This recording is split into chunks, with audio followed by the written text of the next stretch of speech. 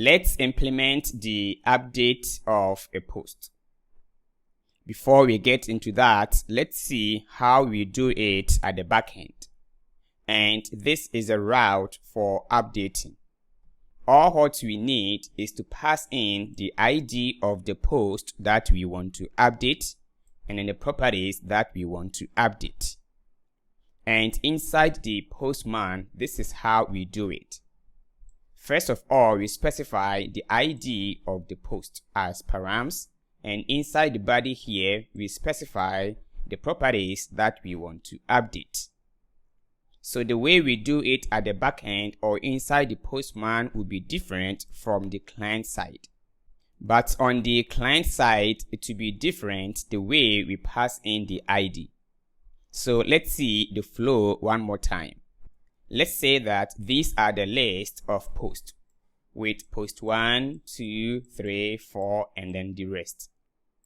And to be able to update, we need the ID of the post. And we can achieve this in so many ways. Either we bring in edit button on the list of the page. So when we click on this, we are taking the ID of this post and then render a form and then pre-populate the existing record inside the form. Or instead of bringing in the edit to each of these buttons, we're going to have a button or a link called edit or view more. So when the user click on the edit, we are going to render a component, and that component is going to display details about that post. On this component, we will have the ID of the post inside the URL. Then we will go ahead and take that ID from the URL and then pass to the endpoint to make the update. And this approach is what we are going to use. As it stands right now, any user can delete a post because we haven't implemented what is called authentication, and we will get there very soon. So let's see how we are going to implement this. So it means that we are going to create a component to fetch a single post. So let's go ahead and do that. Inside the component post, and I'm going to have one component as post details. And let me scaffold the component as that, and let's mount that component over here. So let me duplicate this one to use post details, and the auto import is fine. And this one is going to be /post and then /the_ post ID. So this is params. This post ID here is going to hold dynamic IDs of the post. Let's go ahead and render this component. So let me save it and let's get back to the browser. And if I go to /post and /any ID, as you can see, we have the post details page. Instead of passing in the IDs manually like this, we are going to click on any of these posts and then we will open that post details component. So let's get into the post list component, which is this. Over here, we are going to use a link component from React Router DOM, and this component is going to help us to navigate to a different page or component. So over here, I'm going to bring in the link component as that. And then inside, I'm going to specify a button and I will say edit. And for the link, we are going to pass in the path, which is equal to this. Remember, the path is /post and then the ID. And lucky for us, we have the ID here inside this loop. So we're going to provide /post and /the dynamic ID. So here, $ curly braces and then the post and then ._ID. Save it, and now when I click on edit, as you can see, the post details component has been rendered. Inside this component, we can access this ID of the post that we want to update or delete. So let's go ahead and grab this particular ID. So inside the post details here, we are going to use a hook from React Router DOM called useParams. So let me have a comment by saying that get the post ID, and it's going to be const post ID is equal to useParams. Now if I log the post ID, let's see inside the console, and we have it as an object with the post ID. We have this property because that is what we specified inside the route here.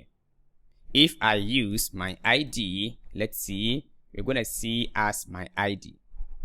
So now we can destructure that inside the useParams here as that. Now if I save it, now we have the ID. So we are done with the first concept. Next step is that I want to populate the post details here, which means that we are going to fetch the post details by the ID. If you look inside the backend, we have a route to fetch post details. All what we need is to pass in the post ID. And back to Postman, this is how we make the request, which is this by passing in the ID of the post, which means that we are going to create API service to make that request. Let's look at the endpoint one more time. Is / then the ID of the post. So let's get back to the front end under the API service, which is this one. We are going to have one to fetch a single post. So let's copy this and then paste, and we will say fetch post as that. And let me remove one S from here, and let's inject the ID as / supposed to be this, and then curly braces, and then the curly braces, and then / post, and then the ID, which means that when we call this, let me change this one to fetch post. We are going to pass in the post ID.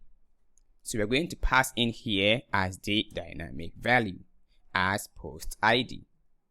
This one matches the same endpoint as we implemented at the backend.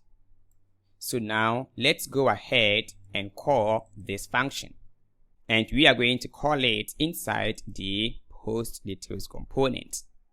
And we are going to use what is called useQuery as we did for fetching all post. So I'm going to copy this, and back to the post details here, I'm going to paste that. And here we are going to change this one to fetch post.